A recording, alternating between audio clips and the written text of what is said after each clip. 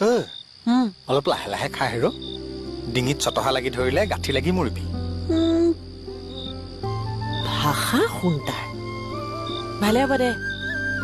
মই মৰিলেতো শান্তিয়ে পাবি তোক অন্তত অশান্তি কৰি থকা মানুহ এজনী নোহোৱা হ'ব সেইটো হয়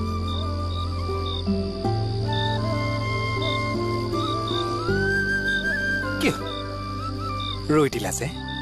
ৰৈ আছো আকৌ বাগানৰ পৰা কিজানি কিবা বাঘ ভালুক ওলাই মোক খালেহি খাও